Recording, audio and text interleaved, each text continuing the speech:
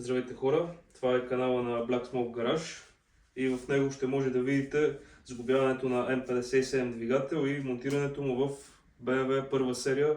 В това видео ще ви покажа как се поставят сегментите, монтиране на 6 бутала, монтиране на масена помпа, цедка и картер. А в края на клипа ще може да видите и колата. Взех я блъсната, сменихме предния мост, сменихме пред един от роговете и е готова за качване на двигателя, само че трябва да се сгуби първо. Колата ще бъде с пиезодвижи от 35050, една R90 помпа, турбото е Holset 35 хибрид на 40 с билет перка, ще бъде с ръчни скорости, съединителят е CG Motorsport с твърд маховик и 5-лъчево керамично феродо. Впоследствие може да пробваме един малък шот нитро. Всичко е както трябва с колата, това ще се види по-натам. А сега нека да преминем към сглобяването на двигателя. Това е буталото. Ще ви покажа как слагат сегментите само едно бутало, другите съм ги направил, понеже за всичките е едно и също. Някои от вас може да виждат, че буталото е пилено на струк. Това е с цел да се намали компресията. Ето за сравнение едно оригинално бутало. Може да видите каква е разликата. Колко се намаля, не знам. Просто правилно е на око, честно казано. Така, значи започваме от масения сегмент. Това е пружинката. Слага се най-отдолу. Ето така. Сегментите няма да ги сменям, понеже целият двигател е от кола, която работеше, просто беше прегряла, беше скъсала демпферната шайба. Блока е челосан и всичко ще се кара както си е било преди, понеже малко преди да прегрее беше правен основен ремонт. Сегментите има значение как ги слагате, дали така или така. На новите сегменти по принцип си пише коя е горната част, тук не пише, обаче както съм ги свалил, така се качват в момента, така че това не е проблем. В принцип за удобство може да си вземете този инструмент, който е за сегменти. Става и без него, но просто е доста по-лесно. А масният сегмент може и без него, понеже е по-мек, така да го наречем. Слага се така, трябва да влезне хубаво в пружинката и да може да се движи свободно. Тук забравих да кажа, каналите за сегментите са почистени, много е важно, за да може сегментите да се движат свободно. С това взимаме средния сегмент, слага се така на инструмента и го разтваря, просто и с него е по-безопасно, защото може да се счупи сегмента иначе. Така. И последния сегмент.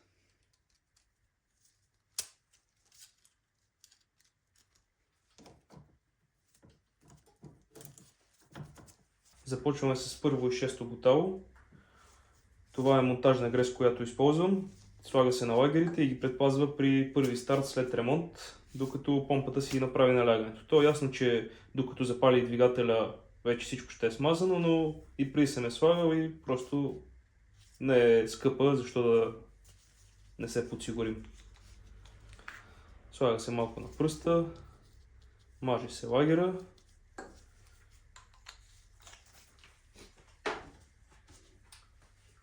След това, преди да се слага буталото, смазваме цилиндъра.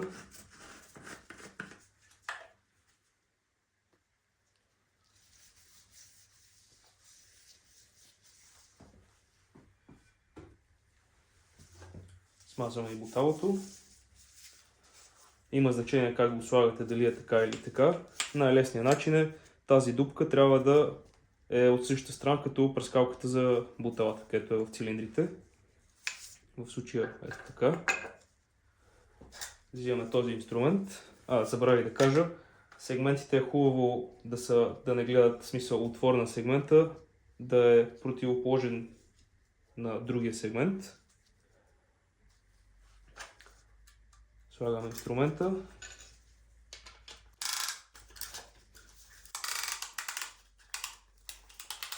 Стягаме сегментите.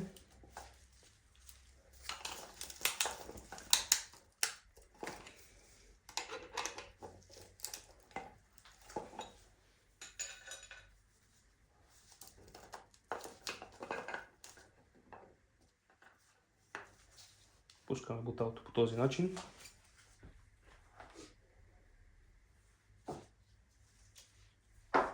Взимаме чука, ударяме леко така да се центрира всичко. Слагаме отгоре на буталото и удраме. И това е общо взето. Бутаме додолу. И сега повтаряме също с другите 5 цилиндъра.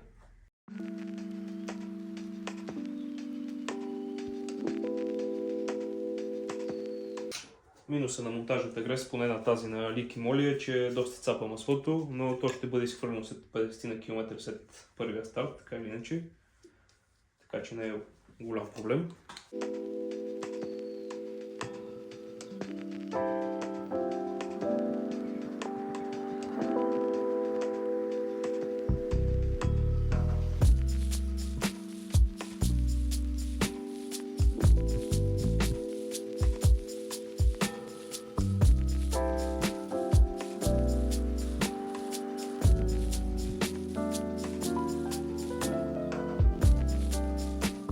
От голямо значение дали ще се сложи така или така, понеже биелата оригинално е отлята цяла и в последствие е счупена, което я прави по-здрава. Мога да ви покажа на едно бутало за какво става въпрос.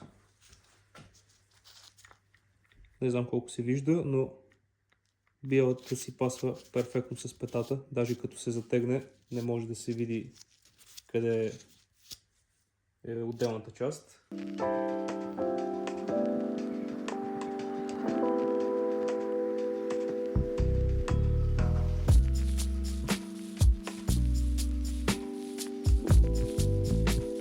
Биелните лагери се затягат първо на 10 нютона, после на 20 нютона и после 70 градуса.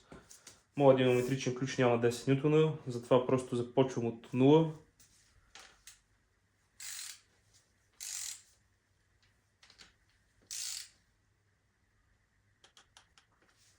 След това 20. И след това 70 градуса.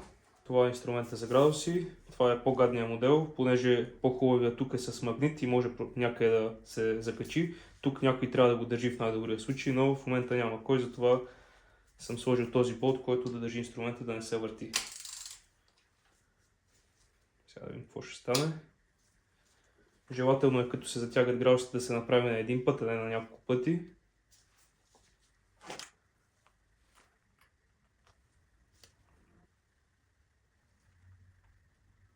Хубаво е след всяко сложено бутало да въртите мотора, за да видите дали има някакво затягане. Ако има затягане, трябва да се разглоби всичко и да се види какъв е проблема. И сега нека да преминем към останалите 4 бутала.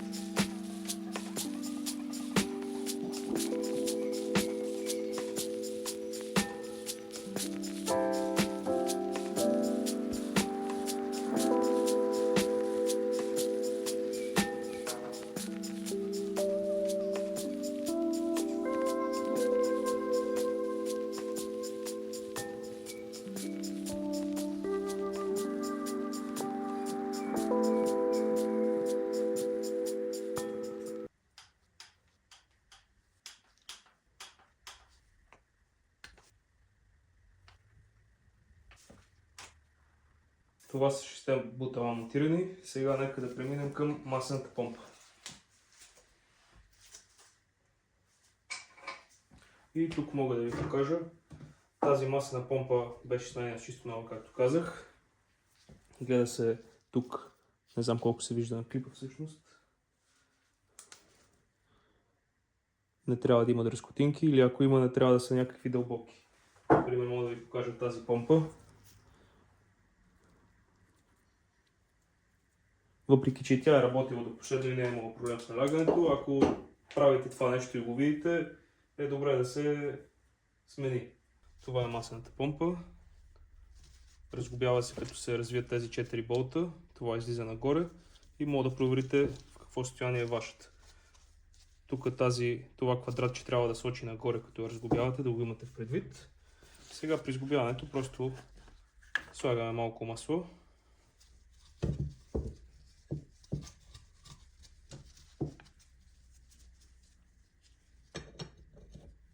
Пускаме го вътре. Слагаме още масло.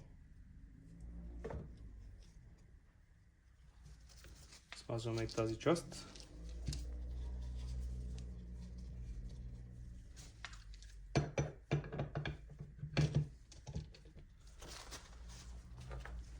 Тук и с Т30 повдигате леко тялото, за да мога да има достъп до този болт тук.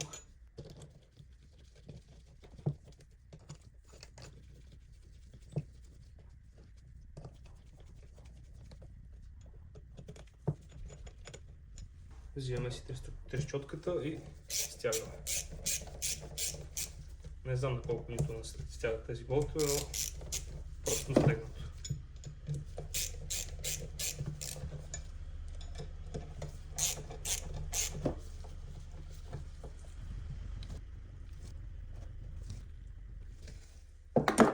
Като не ви препоръчвам да развивате този болт на запчатката, защото после уж има някакъв шанс да се развие това, като работи двигателя и няма да е много приятно. Иначе ако го развивате, мисля, че се стягаше на 20 Н на плюс 90 градуса и доста лепило за болтове според мен.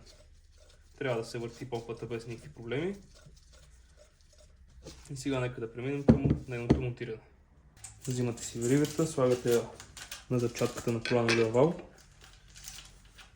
Така. После идва ред на помпата. Позиционирате я на дупките.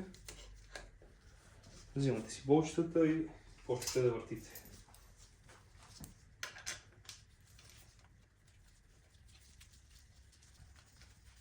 След това е ред на цедката.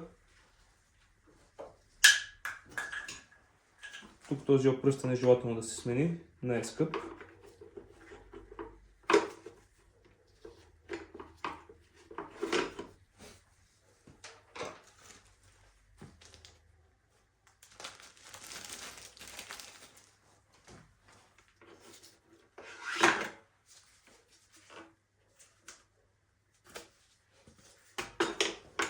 Слагаме малко масло.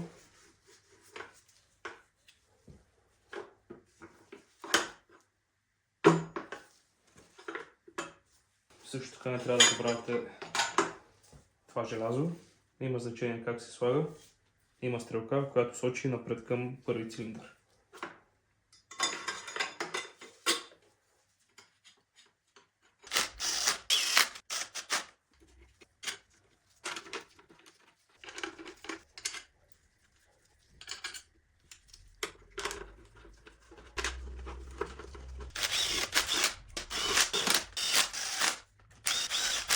Тези болтове се стягат на 23 Н.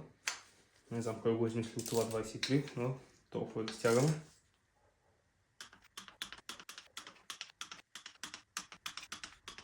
Това е цялата работа. Масната помпа е монтирана. Сега е време да сложим картера. Болтовете на картера се стягат на 10 Нм. Аз пак казвам, че нямам, така че стягам на 0.